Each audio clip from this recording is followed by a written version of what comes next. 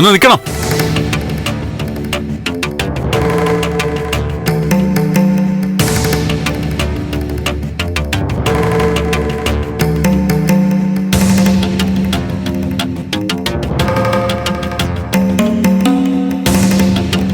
എന്താ? അച്ഛൻ ഇറങ്ങിപ്പോയതൊക്കെ ശരി, പക്ഷെ എന്തൊക്കെ സംഭവിച്ചാലും മറച്ചു വെച്ച കാര്യങ്ങളൊക്കെ ഞങ്ങൾക്ക് അറിഞ്ഞേ പറ്റൂ. നന്ദു, ഒന്ന് വെറുതെ ഇരിക്കും ദേവി. മോളെ വേണ്ട, മോള് വഴക്കിന് നിൽക്കണ്ട. പറയാനുള്ളത് ഞാൻ പറയാം. എന്താ, ഞാൻ വ്യക്തമായി അറിയിക്കുക, കാര്യങ്ങൾ തുറന്നു പറയാൻ എനിക്ക് കുറച്ച് സമയം ആവശ്യമാണ്. അതുവരെ ആരെന്ത് ചോദിച്ചിട്ടും ഒരു കാര്യമില്ല. ഞാനൊന്നും പറയാൻ പോകുന്നില്ല.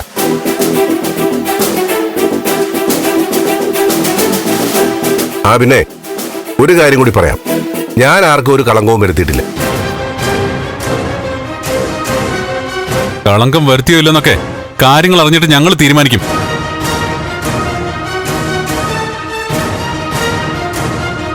അങ്ങോട്ടൊന്നും ചോദിക്കാതിരിക്കാൻ വേണ്ടി ദേഷ്യം അഭിനയിച്ചിട്ടൊന്നും ഒരു കാര്യമില്ല. നാണക്കേടുകൊണ്ട് മനുഷ്യനും തല ഉയർത്താൻ സാധിക്കുന്നില്ല. ഒരു കാര്യം ചെയ്യണം. അച്ഛന്റെ മോളാണ് തനുജയെന്ന് അവള് നാട്ടുകാരെ അറിയിച്ചു കഴിഞ്ഞു. മോളുണ്ടെങ്കിലേ അമ്മയുണ്ടാവുമല്ലോ. അവരോടൊപ്പം പോയി ജീവിച്ചോ. എന്താടാ നീ പറഞ്ഞേ? ആ സ്ത്രീയുടെയും മോളുടെയും കൂടെ പോയി കഴിഞ്ഞോളാൻ. സിദ്ധു, സിദ്ധു,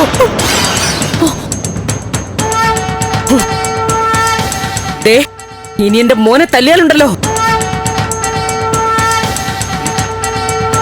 നാട്ടിൽ പലയിടത്തും വേറെ മക്കളുണ്ടല്ലോ, അവരെ ചെന്ന് തല്ലിയാ മതി. ഇനി എന്റെ മോന്റെ ദേഹത്ത് തൊട്ടുപോകരുത്. അമ്മേ പ്ലീസ്, അച്ഛൻ പറഞ്ഞില്ലേ കുറച്ച് സാവകാശം കൊടുക്കണം.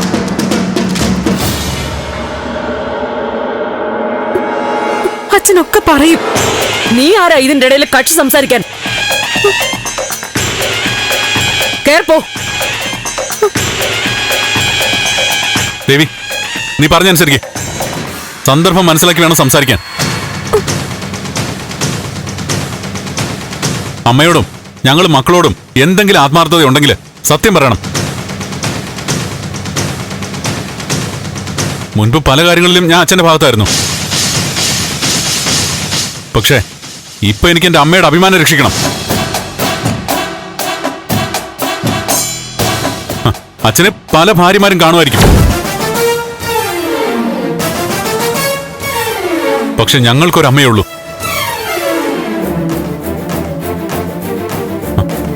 എന്റെ അമ്മയെ കരയ്ക്കാൻ ഞാൻ സമ്മതിക്കില്ല. സത്യങ്ങൾ അറിയുന്നവരെ എനിക്ക് എന്റെ അമ്മ മാത്രമേ ഉള്ളൂ എന്ന് ഞാൻ തീരുമാനിച്ചു കഴിഞ്ഞു.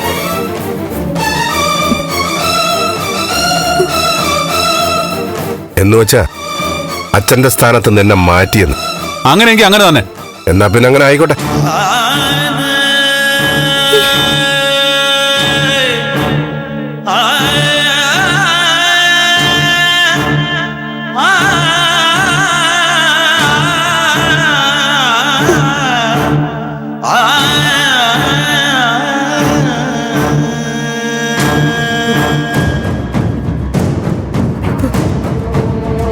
മോനെ,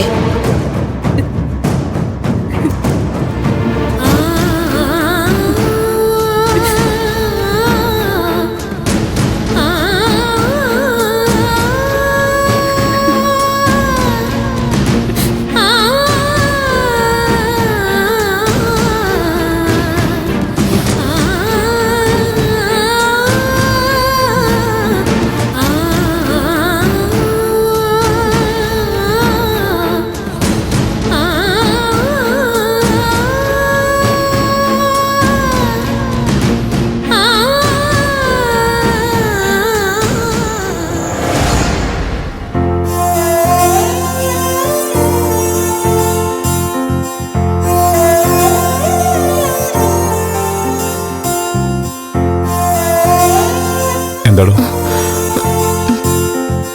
എന്താ? ഇങ്ങനെ വിഷമിച്ചിരിക്കുന്നത്? ഒന്നുമില്ല ഗിരി. ആ, ഒന്നുമില്ലെങ്കിൽ കുഴപ്പമില്ല. തന്നെ നിപ്പ് കണ്ടപ്പോൾ അങ്ങനെ തോന്നി, അതുകൊണ്ട് ചോദിച്ചത്.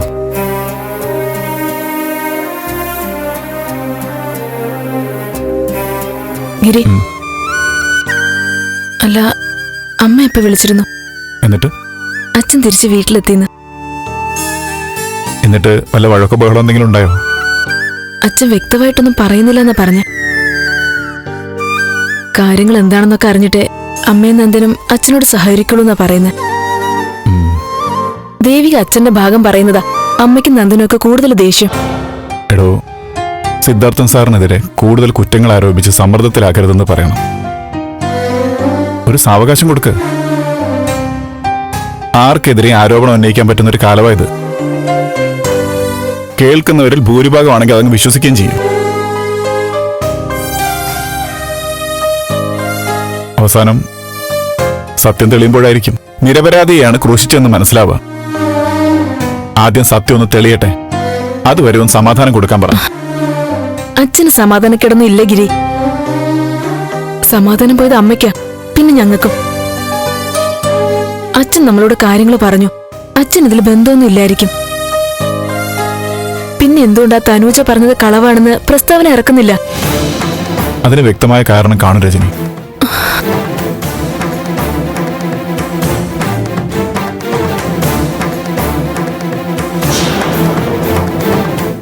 അതെ, മറ്റൊരാളിന്റെ ചെരുപ്പ് നമ്മൾ എടുത്തിട്ട് കഴിയുമ്പോഴേ അതിന്റെ ബുദ്ധിമുട്ട് മനസ്സിലാവാന്ന് പണ്ടുള്ളവർ പറയും. അത് സത്യ. നമ്മൾ ഈ പുറത്തു നിന്നുള്ള സംശയങ്ങളൊക്കെ വെച്ച് ഒരാളിനെ കുറ്റപ്പെടുത്തും. അയാളായിട്ട് നിൽക്കുമ്പോഴേ കാര്യങ്ങളുടെ സത്യാവസ്ഥ മനസ്സിലാവും. എന്തൊക്കെയാണോ എന്തോ സംഭവിക്കുന്നത്, ഒന്നും മനസ്സിലാവുന്നില്ല. ഒന്നും സംഭവിക്കില്ല, അത് മാത്രം മനസ്സിലാക്കിയാൽ മതി.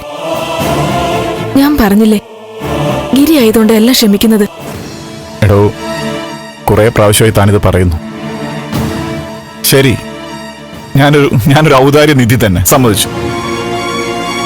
പക്ഷെ എപ്പോഴെപ്പോഴും അതിങ്ങനെ കേൾക്കുന്നത് വലിയ ബുദ്ധിമുട്ടാ.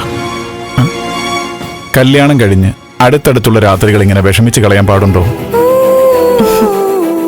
പറഞ്ഞില്ലേ, നമുക്ക് നോക്കാം. എന്തു വേണമെന്ന് ഞാനൊന്ന് ആലോചിക്കട്ടെ. തൽക്കാലം അതൊക്കെ ഒന്ന് മാറ്റിവെക്കും. അതല്ലേ ശരി? എന്നാ പിന്നെ നമുക്ക് ഉറങ്ങിയാലോ? ആ, ഒരു മിനിറ്റ്.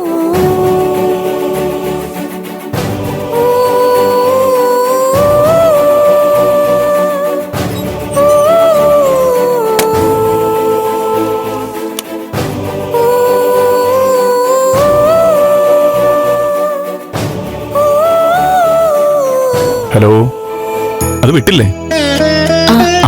എന്നാ വാ.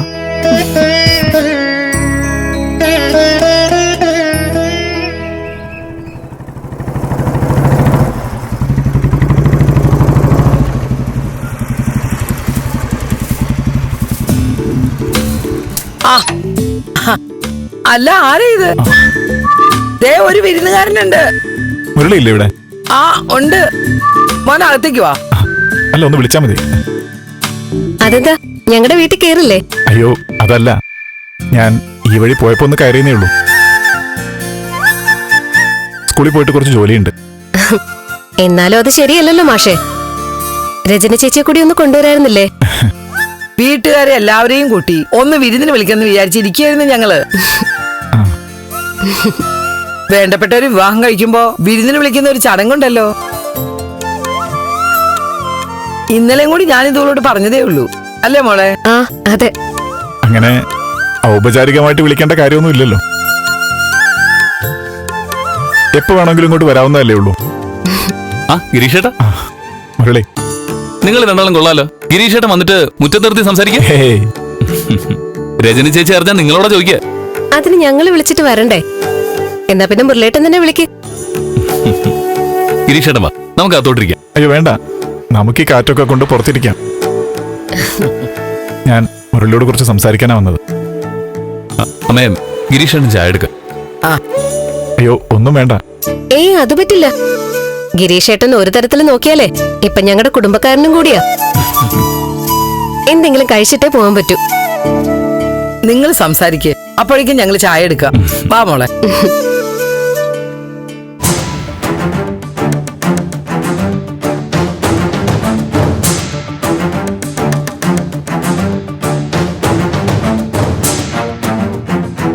എന്താ ഗിരീഷേട്ടാ സംസാരിക്കാനുള്ളത്? മുരളി, ചന്ദ്രോത്ത് ഇപ്പൊ നടക്കുന്ന പ്രശ്നങ്ങളുടെ അടിസ്ഥാന കാരണം എന്താന്ന് എന്തെങ്കിലും ഐഡിയ ഉണ്ടോ മുരളിക്ക്? രജനിയാകെ വിഷമത്തിലാ. ഞാൻ സമാധാനിപ്പിക്കാൻ നോക്കി, പക്ഷേ അറിയാലോ, സ്വന്തം അച്ഛനെ കുറിച്ച് ഈ രീതിയിൽ അപവാദങ്ങൾ കേൾക്കുമ്പോൾ സഹിക്കാൻ പറ്റൂ.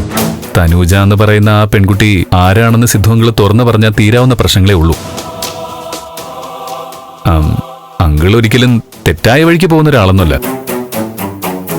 ഇനി ഏതെങ്കിലും സാഹചര്യത്തിൽ അങ്ങനെ എന്തെങ്കിലും സംഭവിച്ചിട്ടുണ്ടെങ്കിൽ തന്നെ പ്രഭയാന്റെ അത് ക്ഷമിക്കാനും തയ്യാറാണ്. പക്ഷേ നന്ദനാകെ ദേഷ്യത്തില്. എനിക്കും അതിലേ ഉള്ളൂ കൂടുതൽ വിഷമം. നന്ദനും സാറും തമ്മിലുള്ള ബന്ധത്തിൽ ഞാൻ വളരെയധികം അസൂയപ്പെട്ടിട്ടുണ്ട്.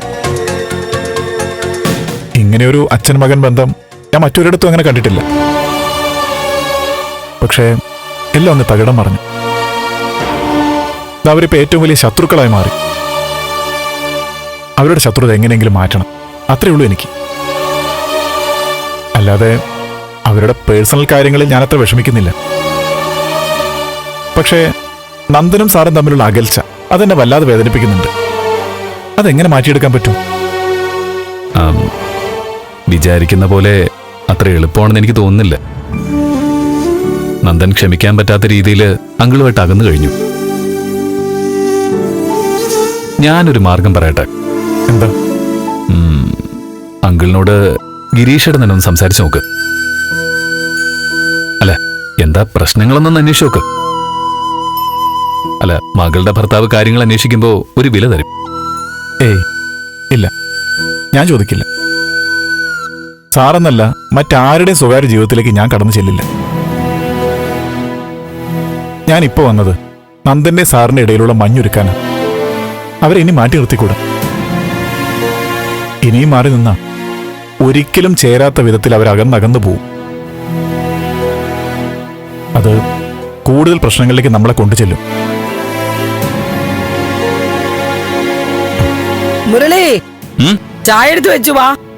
ഗിരീഷണ വാ, ചായ കുടിക്കാം. വാ. നന്ദ, എന്താ അമ്മേ? ദേവിക എവിടെ? ദേവി അമ്പലത്തിൽ പോയിരിക്കേ. അമ്പലത്തിൽ പോയെന്നോ? ഈ സമയത്തോ? ഇപ്പൊ ഏതമ്പലത്തിലാ നട തുറന്നു വെച്ചിരിക്കുന്നെ? ഏതോ ഒരു അമ്പലത്തിന്റെ പേര് പറയുന്നത് കേട്ടു. ഇപ്പൊ ഇവിടുത്തെ വിഷമങ്ങളൊക്കെ മാറാൻ വേണ്ടി വല്ല പൂജയ്ക്ക് മറ്റേ കൊടുക്കാനായിരിക്കും. ഇവിടുത്തെ വിഷമങ്ങൾ മാറാൻ ആദ്യം വേണ്ടത് അവള് നമ്മളോടൊപ്പം നിൽക്കുക എന്നുള്ളതാ. നമ്മൾ ഒറ്റക്കെട്ടായി നിന്നാ സിദ്ധുവിന് വഴങ്ങേണ്ടി വരും. ഇതിപ്പോ വീടിനുള്ളിൽ 2 ചേരിയായില്ലേ? ദേവികയ്ക്ക് അറിയില്ലേ സിദ്ധു പറയുന്നതും ചെയ്യുന്നതും ഒന്നും ന്യായമായ കാര്യങ്ങളല്ല എന്ന്? ശരിയുടെ ഭാഗത്ത് നിൽക്കണമെന്ന്? അല്ല, നമുക്കുള്ള അത്രയും സ്വാതന്ത്ര്യം അച്ഛനോട് അവർക്ക് എടുക്കാൻ പറ്റില്ലെന്ന് കരുതിയാവോ? നമുക്കച്ഛനെ ശാസിക്കാം, അച്ഛനോട് തർക്കിക്കാം. അവക്കത് പറ്റില്ലല്ലോ. എന്താ പറ്റാത്തത്? സ്വന്തം മോളുടെ സ്ഥാനത്തല്ലേ സിദ്ധു അവളെ കാണുന്നത്? ഈ വീട്ടിൽ ഒരാളെ വഴക്കു പറയാൻ ഏറ്റവും അവകാശം ഇപ്പൊ ദേവികയ്ക്കാ. പക്ഷെ അവളുടെ മനസ്സിൽ എന്താണെന്ന് എനിക്കറിയില്ല. ഞാൻ സംസാരിക്കാം ദേവിയോട്. ഞാൻ അവളെ മനസ്സറിഞ്ഞ് സ്നേഹിക്കാൻ തുടങ്ങിയതേ ഉള്ളൂ. സ്വന്തം മോളായിട്ട് തന്നെ കണ്ടു തുടങ്ങിയതാ. അത് അവളോട് പറയുകയും ചെയ്തു. എന്നെ കൊച്ചാക്കുന്നത് പോലെ അവളിപ്പോ കാണിക്കുന്നത്. ഇങ്ങനെയാണെങ്കിൽ എനിക്ക് അവളെ കർശനമായിട്ട് ശാസിക്കേണ്ടി വരും. അതൊന്നും വേണ്ടമ്മേ, ദേവി വരട്ടെ, ഞാൻ സംസാരിക്കാം. എനിക്ക് തോന്നുന്നത് അച്ഛൻ അവളെ എന്തോ പറഞ്ഞ് വിശ്വസിപ്പിച്ചിരിക്കുകയാണെന്ന്. അച്ഛന്റെ ഭാഗത്താണ് ന്യായെന്ന തരത്തിൽ എന്തെങ്കിലും പറഞ്ഞിട്ടുണ്ടാവും. സിദ്ധു എന്തു പറഞ്ഞാലും അപ്പാടെ അത് വിശ്വസിക്കാൻ അവളെന്താ അത്രയ്ക്ക് കൊച്ചുകുട്ടിയാണോ? നന്ദാ, ക്ഷമ വിട്ടാൽ ഞാൻ എങ്ങനെ പ്രതികരിക്കുമെന്ന് എനിക്ക് അറിഞ്ഞുകൂടാ. കാര്യങ്ങൾ പഴയ അവസ്ഥയിലേക്ക് എത്തിക്കരുത്. വേണ്ടമേ, ഞാൻ സംസാരിക്കാം. ഞാനെല്ലാം പറഞ്ഞ് മനസ്സിലാക്കാം അവളെ.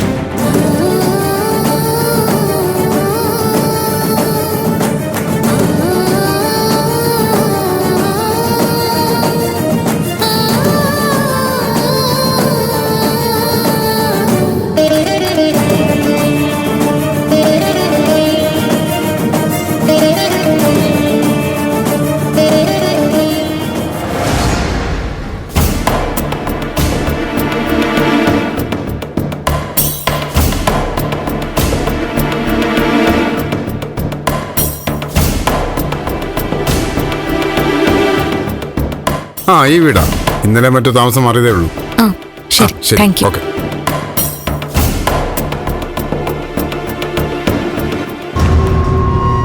സത്യം പറഞ്ഞ ഈ വലിയ വീട്ടിൽ എനിക്ക് ആകെ ശ്വാസം മുട്ടുക. ഈ വീടിന്റെ വാടക നമ്മളെങ്ങനെ കൊടുക്കുന്ന? അവള് പൈസ കൊടുക്കാന്നൊക്കെ പറഞ്ഞിട്ട് അവസാനം നമ്മൾ തന്നെ കണ്ടുപിടിക്കേണ്ടി വരും.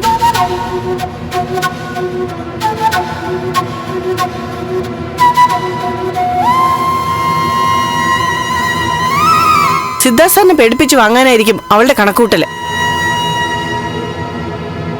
ഞാൻ പറയുന്നതേ, അവൾ ഇവിടെ താമസിക്കട്ടെ, നമുക്ക് ഏതെങ്കിലും ചെറിയ വീട്ടിലേക്ക് മാറാം. എടോ, അങ്ങനെ നമുക്ക് കൈയൊഴിയാൻ പറ്റുമോ? സിദ്ധാർത്ഥ സാറിനോട് പറഞ്ഞ വ്യവസ്ഥകളൊക്കെ പാലിക്കണ്ടേ? അവള് വരട്ടെ, ഞാൻ ചോദിക്കുന്നുണ്ട്. ഇതിങ്ങനെ വിടാൻ പറ്റില്ല. അവളെ മര്യാദ പഠിപ്പിക്കാനോ? ആ നടക്കുന്ന കാര്യം വല്ലതും പറ. ആരങ്ങോട്ട് വരുന്നുണ്ടല്ലോ.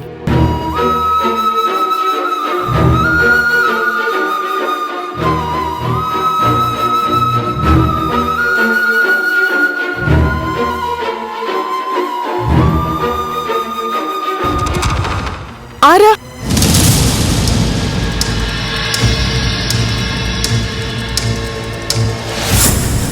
കുട്ടി ഏതാ? എന്താ വേണ്ടേ? ഇത് തനുജയുടെ വീടല്ലേ?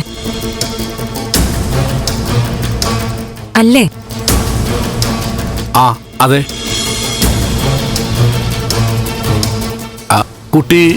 കുട്ടി ദേവികയല്ലേ? ആ, എന്നെ അറിയാമോ? ആ, ഞാൻ മുമ്പ് പത്രത്തിൽ ഫോട്ടോ കണ്ടിട്ടുണ്ട്. ആ മീര കേസിന്റെ സമയത്ത്. മീര കേസൊക്കെ കഴിഞ്ഞു. ഇപ്പൊ തനൂജ കേസിന്റെ ഓട്ടത്തിലാ ഞങ്ങള്. ഏട്ടാ, ആരാ? എനിക്ക് മനസ്സിലായില്ല. എടോ, ഇത് സിദ്ധാർത്ഥൻ സാറിന്റെ മരുമോളാ. ഓ, തനൂജ എന്ന് വിളിക്കണം.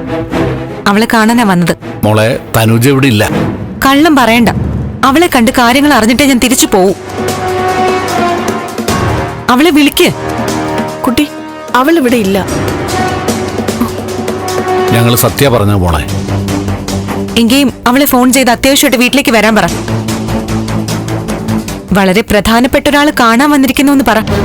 ഇനിയിപ്പോ പ്രധാനമന്ത്രി കാണാൻ വന്നിരിക്കുന്നു എന്ന് പറഞ്ഞാലും അവൾക്ക് തോന്നിയ സമയത്ത് അവൾ ഇവിടെ വരൂ. ഓ, അങ്ങനെയാണോ?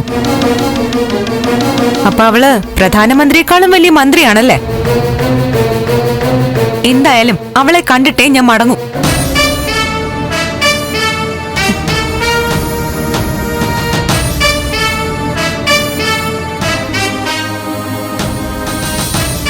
കുട്ടിക്ക് എന്താ തനൂജയോട് പറയാനുള്ളത്? പറച്ചിലല്ല, എന്റെ ചോദ്യങ്ങൾക്ക് ഉത്തരവാ വേണ്ടത്.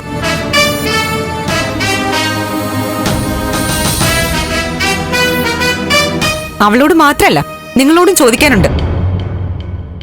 പരമേശ്വരൻ എന്നല്ലേ നിങ്ങളുടെ പേര്? അതെ. അവളുടെ അച്ഛനും അമ്മയല്ലേ? മോളെ നിയന്ത്രിക്കേണ്ടത് നിങ്ങളുടെ കടമയല്ലേ? നിങ്ങളുടെ മകള് കാരണം ഒരു കുടുംബത്തിൽ എന്തൊക്കെ കുഴപ്പങ്ങളാ സംഭവിക്കുന്നത് നിങ്ങൾ അറിയുന്നുണ്ടോ? ഞങ്ങളെല്ലാം അറിയുന്നുണ്ട് മോളെ. എന്നിട്ട് മകള് ചെയ്യുന്ന തോന്നിയാസങ്ങൾക്കെല്ലാം കണ്ണടച്ചു കൊടുക്കുകയാണോ? മാന്യമായി ജീവിക്കുന്നവരെ ഭീഷണിപ്പെടുത്തി പണം തട്ടിയെടുക്കല്ലേ നിങ്ങളുടെ മോള്? പാവം അച്ഛൻ അപമാനം ഭയന്ന് ഇതുവരെ ചോദിക്കുന്ന പണം കൊടുത്തു. ഇനി അത് നടക്കാൻ പോകുന്നില്ല. രണ്ടിലൊന്ന് തീരുമാനിക്കാനാ ഞാൻ നേരിട്ട് വന്നത്. മക്കള് ചെയ്യുന്ന തെറ്റുകൾക്ക് ഒരു പരിധി വരെ അച്ഛനമ്മമാരും ഉത്തരവാദികൾ തന്നെയാ. മറ്റൊരാളിന്റെ മകളാണെന്നൊക്കെ സോഷ്യൽ മീഡിയയിലൂടെ പ്രഖ്യാപിക്കുന്നു. എല്ലാം നിങ്ങളും അറിഞ്ഞിട്ടുണ്ടാവുമല്ലോ. അത് തിരുത്തി ഒരു വീഡിയോ അവളെ കൊണ്ട് ഇടിക്കാത്തതെന്താ?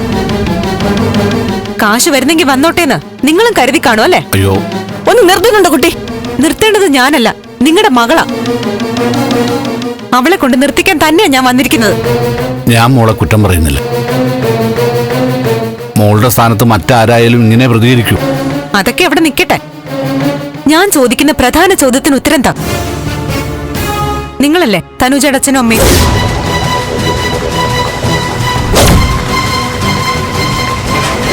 ഫ്ലവേഴ്സ് ടിവിയുടെ സ്മാർട്ട് ഷോയിൽ പങ്കെടുക്കാൻ നിങ്ങളെ ക്ഷണിക്കുന്നു. ഉടൻ തന്നെ ഈ നമ്പറിലേക്ക് വിളിക്കുക. 7593829838. ഫ്ലവേഴ്സ് സ്മാർട്ട് ഷോ ഉടൻ വരുന്നു ഫ്ലവേഴ്സ്.